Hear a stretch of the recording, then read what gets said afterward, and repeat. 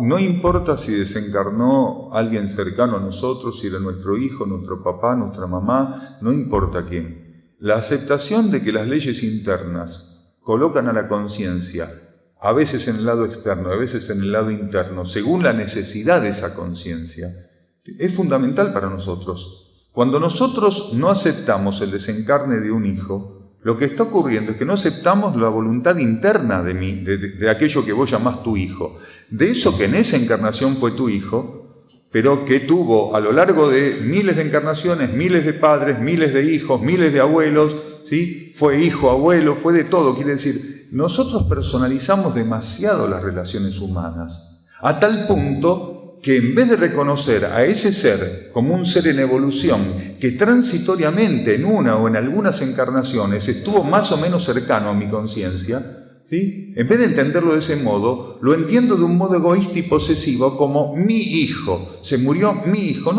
A ver, primero que no muere, porque la conciencia es inmortal, la esencia es inmortal. La vida es inalienable. Lo que nosotros llamamos encarnaciones es una única vida que se expresa en cada encarnación. La vida es inalienable, es indestructible, indeformable. No se puede fragmentar. Quiere decir, todo lo que se vive en cada encarnación es simplemente la expresión de la conciencia en el lado externo de la vida. Cuando es necesario, la conciencia es convocada al lado interno, pero la vida es un hilo continuo, inalterable. Entonces, no importa cuál fue el rol de un ser respecto a mi vida, o cuál fue el rol de mi vida respecto a alguien en particular. Si nosotros posesivamente decimos que esa persona es tal cosa, no lo estamos reconociendo ni como luz, ni como esencia, ni como conciencia. Lo estoy reconociendo como Josecito, como Andrea, como mi hijo, como mi mamá. Y en realidad, nada de eso es fundamental en términos evolutivos. Porque todo eso es transitorio.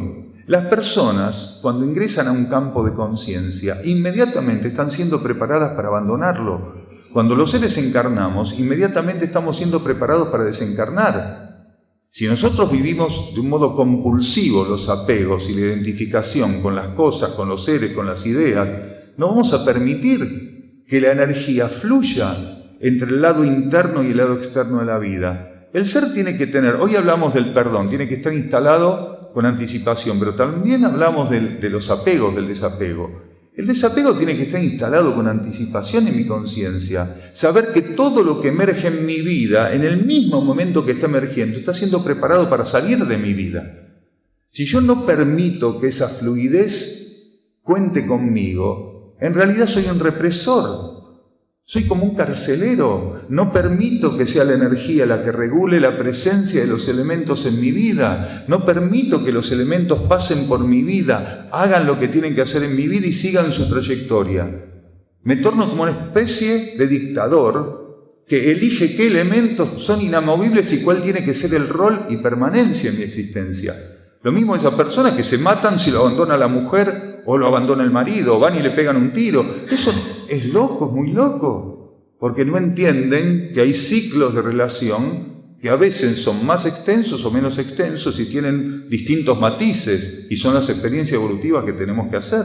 Cuando un ser acepta la verdad interna, entiende automáticamente que todo es transitorio, que los roles son transitorios. Ninguno de nosotros tiene nombre y apellido, ninguno tiene DNI. Eso es un trámite en una encarnación, ¿se entiende?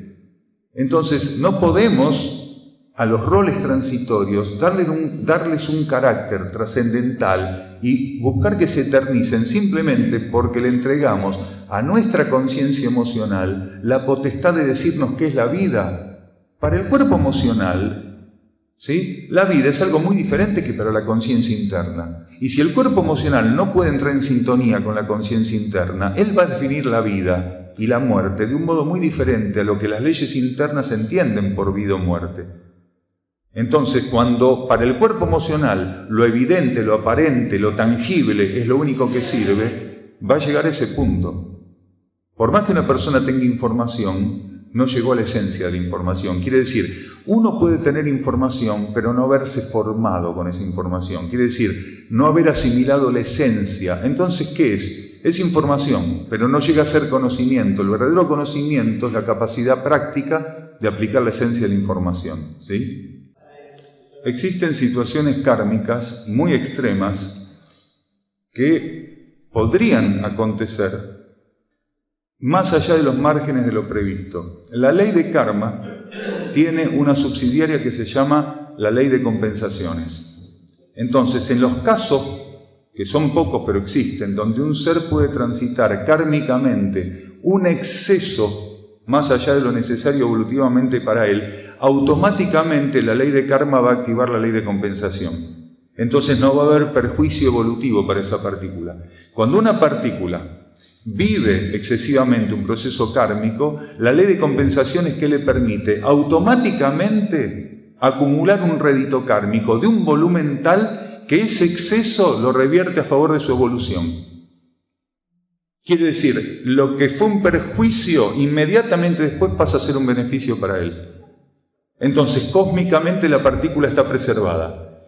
Y esto ha ocurrido siempre en la humanidad, y en este momento ocurre mucho más. Eso está calculado ya. Está calculado, absolutamente. Entonces, podría ser que una persona viva efectos traumáticos que no estaban previstos para él de esa manera, o que pase por situaciones de un modo excesivo, que exceden la previsión que su alma tenía para esa situación, pero automáticamente se activa la ley de compensaciones. No hay forma de que no sea así.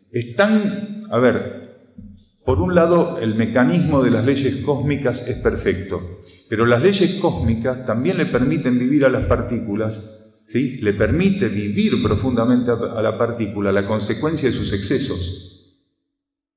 Entonces, esta humanidad, de algún modo, cuando se ve excedida en lo que estaba previsto, es enfrentada crudamente a los excesos que cometió, a aquello que es su responsabilidad directa. Quiere decir, para que un universo planetario y una cultura planetaria lleguen a ese caso, donde pasan a vivir cosas en exceso, lo que le está mostrando, lo que le está colocando como un retorno, como un espejo, es la condición misma de esa cultura planetaria. Porque ninguna cultura planetaria va a tener que recibir el beneficio de la ley de compensaciones cuando se ajustó al patrón evolutivo y arquetípico que se le iba presentando a lo largo de su evolución.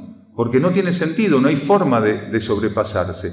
Cuando en una cultura hay seres que viven sobrepasadamente aspectos purificatorios, está hablando de esa cultura y está hablando también de su propia participación en algún momento. Quiere decir, cuando un ser se ve sobrepasado, él tiene que haber atraído también esa situación de alguna manera. Quiere decir, tiene que haber una condición que permita que él viva sobrepasadamente ese proceso. Pero la ley de compensaciones lo va a asistir.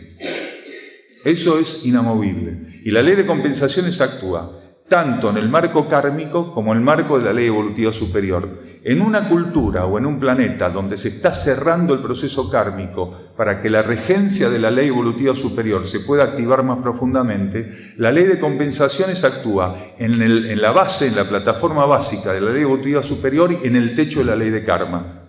Entonces el ser puede recibir parte del tratamiento de la ley de compensaciones en el techo, en la plataforma más elevada de la ley de karma, para terminar de recibir el beneficio compensatorio en la base de la ley evolutiva superior cuando pasa a ser regido por esa ley. Entonces, la ley de compensaciones actúa como en dos márgenes bien puntuales. Si es suficiente, lo compensa en el cierre de su experiencia kármica. Si no llega a ser suficiente porque realmente pone al ser en un margen que no le corresponde, aplica la ley de compensaciones, parte de su energía en el cierre kármico y en el inicio de la ley evolutiva superior, el resto. Entonces ahí se produce la compensación en estado total.